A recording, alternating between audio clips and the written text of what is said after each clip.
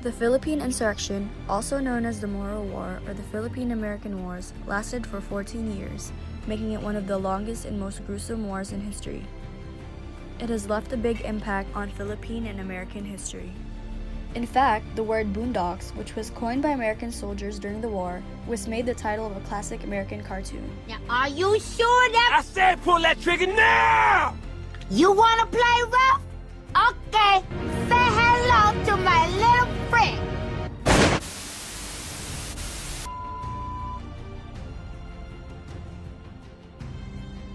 From 1521 to 1898, Spain ruled in Las Islas Filipinas, which we now know as the Philippine Islands. Many rebels attacked Spanish troops in the Philippine Rebellion of 1896. An example of a famous Filipino rebel was Emilio Aguinaldo, who took part in leading the revolution and was exiled because of it. Meanwhile, the Spanish-American War was afoot. On May 1st, the U.S. Navy defeated the Spanish Navy in the Battle of Manila Bay. Aguinaldo was secretly ordered by the U.S. to return to the Philippines from exile. With this, they formed a secret alliance in which Filipino rebels, led by Aguinaldo, had military support from the U.S. to defeat the Spaniards. And although America wanted to help defeat the Spaniards, they didn't necessarily want Philippines to be independent. Nevertheless, the rebels soon took control of most of the islands and formally declared their independence from Spain on June 12, creating the first Philippine Republic. But neither Spain or the U.S. saw the Philippines as a free nation. The Treaty of Paris ended the Spanish and American War. Spain ceded control of the Philippines and other territories to the U.S. After the U.S. formally annexed the Philippines, fighting erupted immediately. The newly freed Filipinos were desperate to keep their independence, while U.S. troops pushed to assert their dominance on their new land. This was now jungle warfare. Both sides used guerrilla tactics. These ambushes were especially successful for the Filipinos since they knew how to navigate through the dense vegetation. The U.S. troops forced Filipino civilians into concentration camps. If they refused, they would be labeled as insurrectionists and be executed. They would capture suspected Filipino insurrectionists and use various torture methods to gain intel.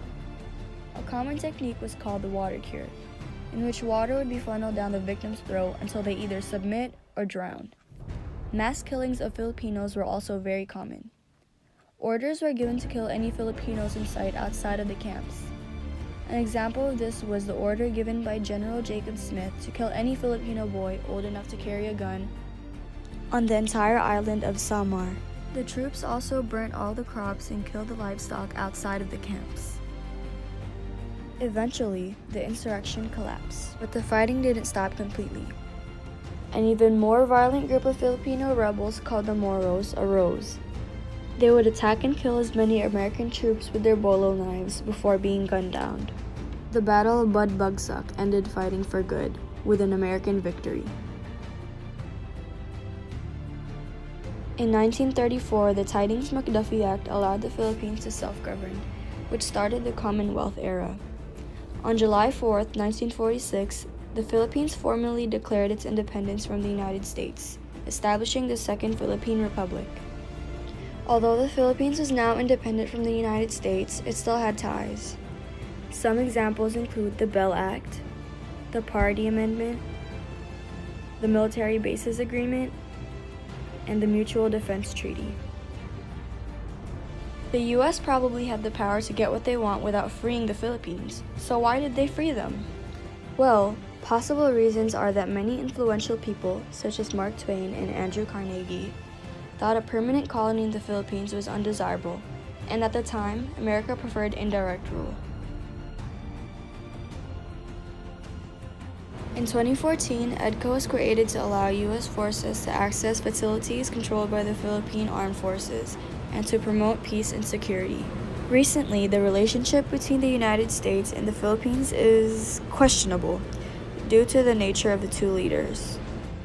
Both men are controversial and maverick heads of state, with Rodrigo Duterte often described as the Donald Trump of Asia.